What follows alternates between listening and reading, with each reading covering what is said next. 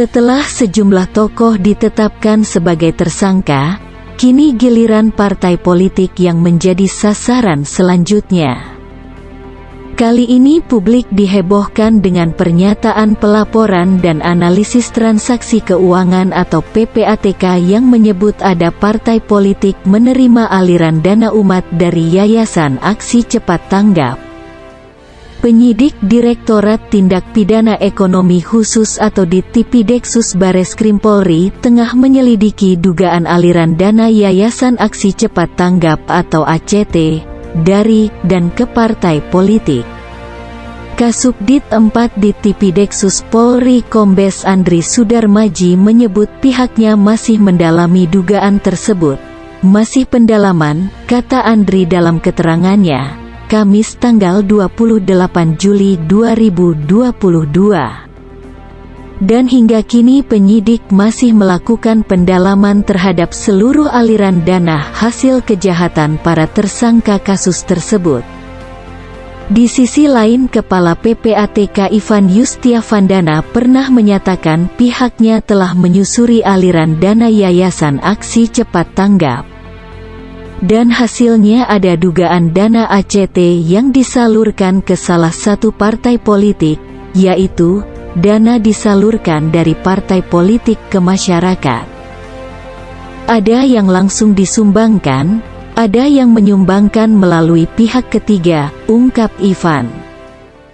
Dalam hal ini, Ivan tidak menjelaskan identitas partai tersebut, akan tetapi hingga kini PPATK masih mengkaji aliran dana tersebut. Terkait dengan partai secara detail, kita tidak bisa sampaikan, tambahnya.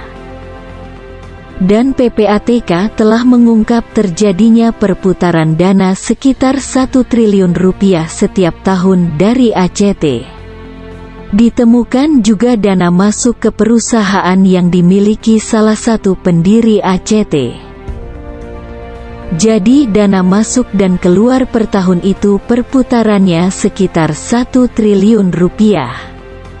Jadi bisa dibayangkan, itu memang banyak. Kami menduga ini merupakan transaksi yang dikelola dari bisnis ke bisnis. Sehingga tidak murni menghimpun dana kemudian disalurkan kepada tujuan, pungkas Ivan.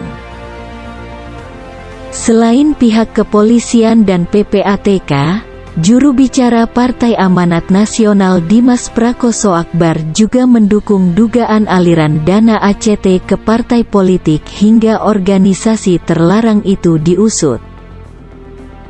Dia meminta pihak kepolisian terus mengusut dugaan penyelewengan dana Yayasan Aksi Cepat Tanggap.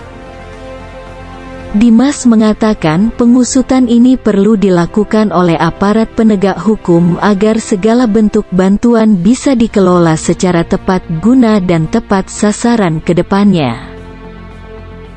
Kami meminta Polri untuk mengusut aliran dana ACT dari hulu ke hilir, serta memastikan tidak ada aliran dana yang masuk ke partai politik apalagi organisasi terlarang.